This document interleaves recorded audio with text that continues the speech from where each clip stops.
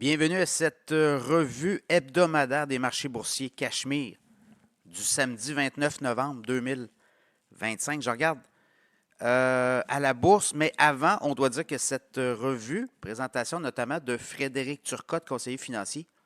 Vous cherchez un conseiller financier, vous voulez avoir une seconde opinion sur votre portefeuille à la bourse. Frédéric Turcotte va vérifier, va réviser votre portefeuille et si vous aimez ses recommandations, bien, vous le prenez comme conseiller financier. FrédéricTurcotte.com, ProStarSEO.com également. Tout le référencement web maintenant, ça passe par les moteurs de recherche intelligents comme ChatGPT, Claude, Anthropic et autres. Si vous n'êtes pas présent là-dessus, si vous n'êtes pas référencé correctement, il y a de plus en plus de gens qui vont là pour avoir du référencement, notamment de web, là, le SEO. Donc, ProStarSEO.com va faire en sorte que vous allez être présent. Alors, juste à les contacter. Également, l'infolette, InfoBref, en 5 minutes. Soyez informés. Vous pouvez vous abonner dans le lien dans la description du podcast d'aujourd'hui. InfoBref.com, une infolette gratuite. Voilà ce qu'on regarde cette semaine à la bourse. Bien, ça a été vert toute la semaine.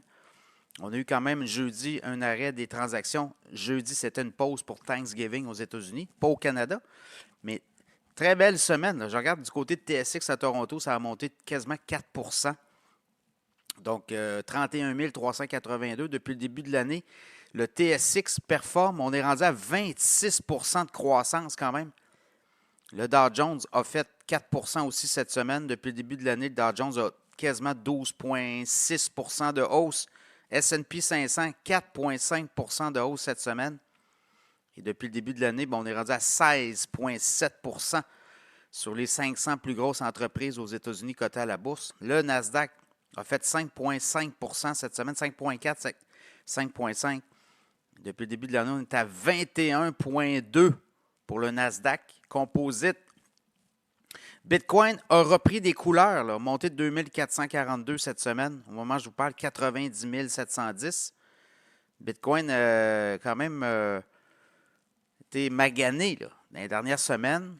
On a eu un ATH, un sommet de tous les temps au début octobre, 126 000. Et après ça, on est allé chercher les 78 000, 79 000 au cours des derniers jours. Je dirais peut-être les 10-12 derniers jours. Et par la suite, ben là, on se remet en place. L'Ethereum, même chose, 2992. Hausse de 40 $ sur la semaine. L'or, quand même une grosse semaine pour l'or. Là. On est à 4174 et là, on est à 4218 sur la semaine. Ça fait quand même une bonne poussée. Vendredi, l'or a monté de 62 $. L'or pourrait être amené à monter aussi si la Fed joue ses taux. Bon, en fait, descend son taux directeur. On parle d'une baisse possible de 25 points de base le 10 décembre. Donc, ça va être à surveiller pour le prix de l'or. Le prix de l'argent aussi a monté. On atteint des sommets.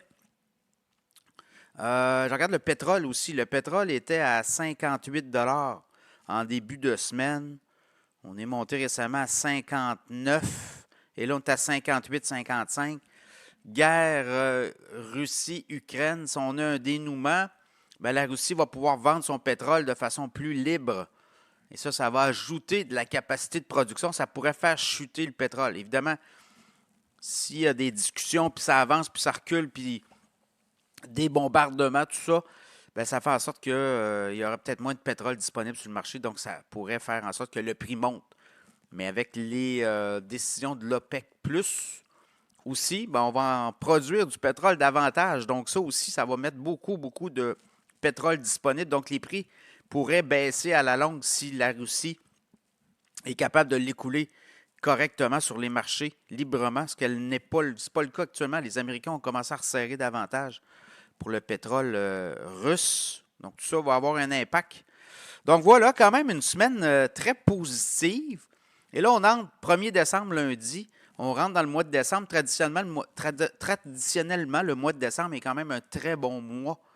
On parle tout le temps d'une hausse d'à peu près 1,5 à 2 depuis les années 1945, là, quand vous regardez les indices boursiers sur le S&P 500. Mais il y a plusieurs choses qui pourraient arriver. Bon, la Fed le 10 décembre, il y a quand même une semaine de délai là, avant d'arriver au 10 décembre. Donc, ça pourrait peut-être provoquer cette semaine, beaucoup de volatilité. On va s'ostiner sur l'intelligence artificielle. On va s'ostiner sur savoir s'il y a une bulle là. Je pense avoir revenir ça cette semaine. Et comme il n'y a pas beaucoup de chiffres, de données à se mettre sous la dent, les résultats financiers là, des entreprises, c'est pas mal complété. Il en reste quelques-uns, là, mais c'est pas, ça ne sera pas des gros chars. Donc, puis des nouvelles données financières. Bien là, le gouvernement américain, on va avoir des données vendredi prochain sur notamment l'inflation. Mais d'ici là, voyez-vous, là, il pourrait y avoir toutes sortes de rumeurs ou encore espèces d'informations qui vont peut-être provoquer des mouvements. Donc, on va le voir, le volume habituellement est moins important en décembre. Il y a des fonds de pension aussi qui règlent, qui vont vendre, qui vont racheter. Donc, il y a tout ça aussi. Donc, voilà. Donc, on peut s'attendre peut-être à ce que d'ici une décision de la Fed, dépendant les sons qu'on entend, les espèces de rumeurs aussi, de nouvelles à gauche, à droite. Donc, voilà, ça pourrait être encore volatile. Mais si on s'en va vers une décision de la Fed le 10 décembre de baisse de taux, ça pourrait favoriser évidemment les marchés boursiers également. Bien, la Fed va aussi annoncer éventuellement qu'elle remet de l'argent dans le système, un programme de réachat de bons du Trésor américain, les T-bills. Ça pourrait mettre beaucoup d'huile dans les marchés financiers. Et ça pourrait aussi provoquer une poussée des indices d'ici la fin de l'année et pour le début de 2026. Somme toute, une très belle semaine. Et cette semaine qui arrive, bien, on pourrait peut-être assister à plus de volatilité à surveiller.